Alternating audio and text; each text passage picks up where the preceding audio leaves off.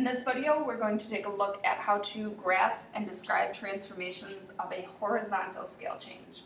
So step one, we're going to create that t-table for the parent function. Maybe I'll create it right this time.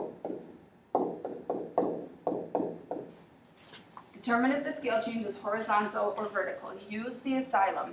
This time, if you notice, we've got our 2 grouped inside the parentheses with the x before it is squared.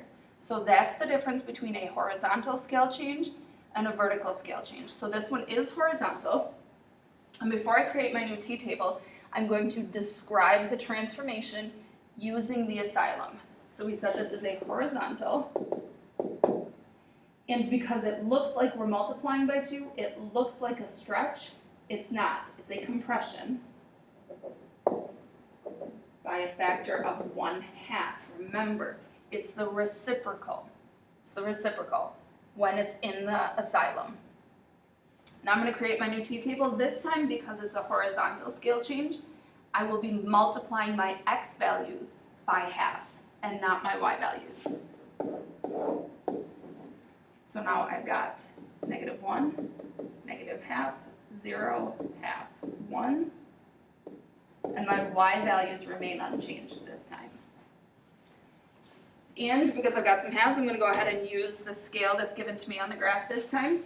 So I'm going to, again, start by plotting my vertex and use the rest of my ordered pairs as directions. So my first direction is left 1, up 4. My next direction is left 1/2, up 1. Right 1/2, up 1. And right 1, up 4. Again, try and create a U shape, a horizontal compression, and a vertical stretch. Get skinnier and skinnier, and it makes it easier to make the V shape, but all of your parabolas should have a U shape. So notice we compressed it horizontally by 1/2. We squished it towards the y-axis.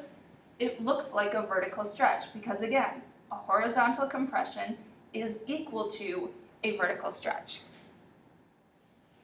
Last example, we're going to write an equation. We've got our parent function, p of x is x squared. We want it to open down. So think about what that will do to the equation.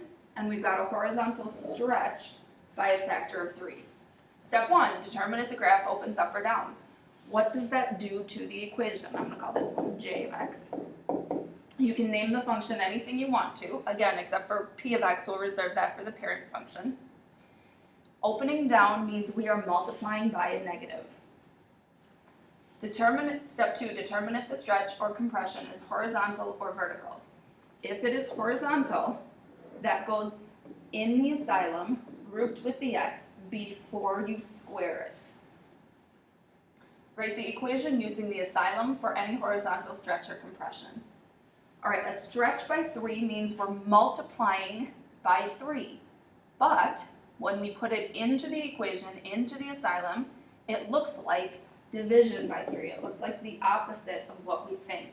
So make sure you use the reciprocal of the scale factor when you're putting it into the asylum for a horizontal stretch or compression. And a couple of you try.